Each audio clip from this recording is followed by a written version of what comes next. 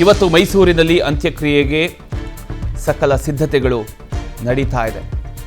ಮಹಾರಾಜ college ಮೈದಾನದಲ್ಲಿ ಅಂತಿಮ ದರ್ಶನಕ್ಕೆ ವ್ಯವಸ್ಥೆಯನ್ನು ಮಾಡಿಕೊಳ್ಳಲಾಗಿದೆ. ಬೆಳಗ್ಗೆ 7:30ರಿಂದ ಅಂತಿಮ ದರ್ಶನಕ್ಕೆ ಎಲ್ಲ ರೀತಿಯ ವ್ಯವಸ್ಥೆಯನ್ನು ಮಾಡಲಾಗಿದೆ. ಅಂತಿಮ ದರ್ಶನದ ವ್ಯವಸ್ಥೆಯನ್ನು ಈಗ ಅಧಿಕಾರಿಗಳು ಹೋಗಿ ಪರಿಶೀಲನೆ ನಡೆಸಿದ್ದಾರೆ.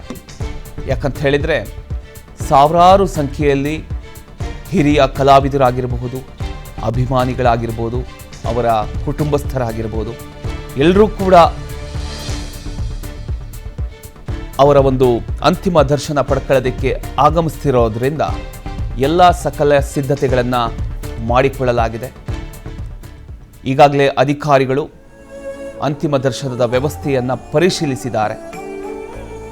ಯಾವ ರೀತಿ ವ್ಯವಸ್ಥೆ ಮಾಡಬೇಕು, ಅಪಾರ ಸಂಖ್ಯೆಯಲ್ಲಿ ಜನ ಆಗಮಿಸೋದ್ರಿಂದ ಎಲ್ಲ ರೀತಿಯ ವ್ಯವಸ್ಥೆಯನ್ನು ಕೂಡ ಮಾಡ್ಕೋಬೇಕಾಗತ್ತೆ. ಆ ಒಂದು ಕಾರಣದಿಂದ ಎಲ್ಲ ಸಿದ್ಧತೆಗಳನ್ನು ಮಾಡಿಕೊಳ್ಳಲಾಗಿದೆ.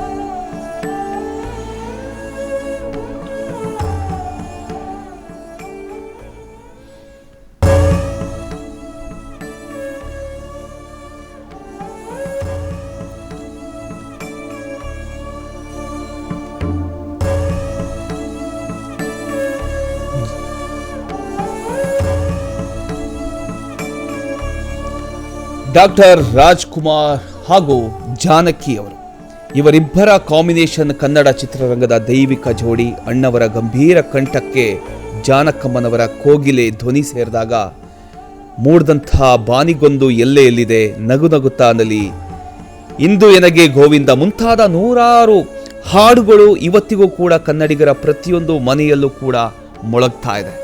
ಅದರ ಜೊತೆಗೆ PB ಶ್ರೀನಿವಾಸ್ ಅವರ ಕಾಂಬಿನೇಷನ್ನಲ್ಲಿ ಅವರು ಹಾಡಿರ್ತಕ್ಕಂಥ ವಿಚಾರಗಳಾಗಿರ್ಬೋದು. 1960 ಹಾಗೂ 70ರ ದಶಕದ ಮೆಲೋಡಿ ಸಾಮ್ರಾಜ್ಯವನ್ನು ಆಳಿರ್ತಕ್ಕಂಥ ಜೋಡಿ ಇದು.